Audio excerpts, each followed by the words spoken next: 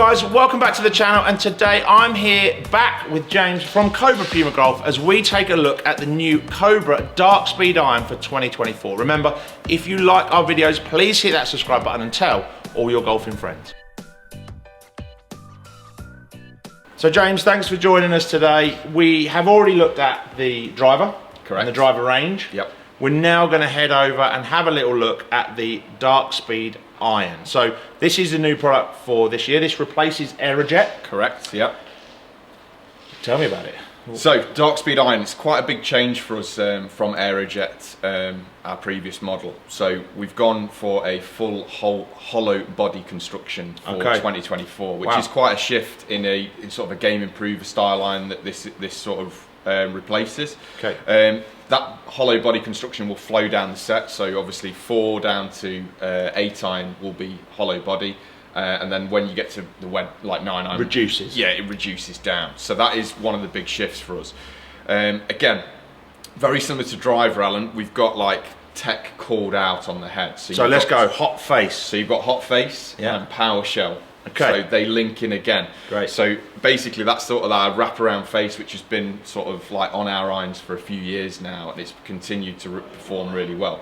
The biggest shift in this model is actually we've weakened the loft. Okay. So the lofts have actually weakened. So 7-iron loft is? So 7-iron loft is still 27 degrees, but it's weaker than our previous model. Which is quite scary if that's weak. If that's weak, okay. Yeah, it is.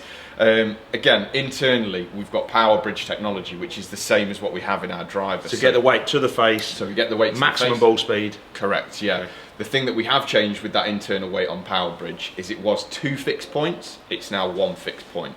So again, you're allowing for more face flexion.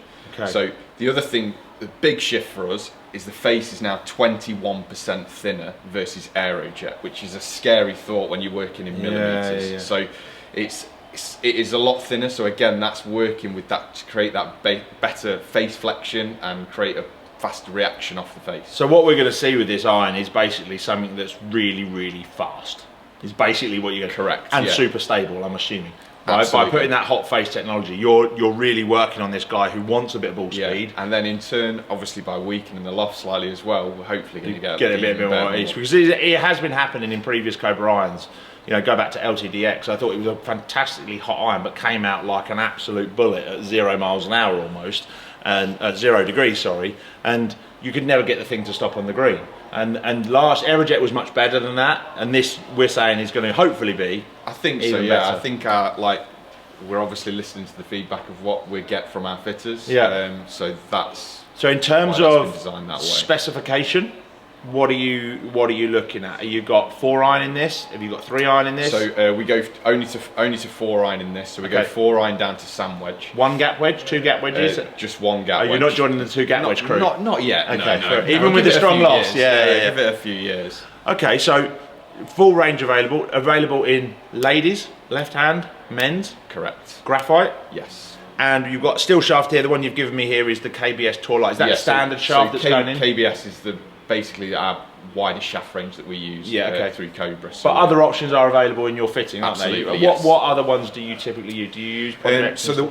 So we don't use Project X. No. The ones that we are going to use, start using more this year is Modus. Okay, brilliant. That's one that's sort of being added to our lineup, which I think is a really good, good addition. Modus, anything Nippon is superb, isn't it? So, okay, well, look, this is a great looking iron. Thank you for sharing all the tech. I think it's really important that the guys at home get to hear about this product, because sometimes with the Cobra product, it does go with some of your TaylorMades and your Callaways going silly on their marketing.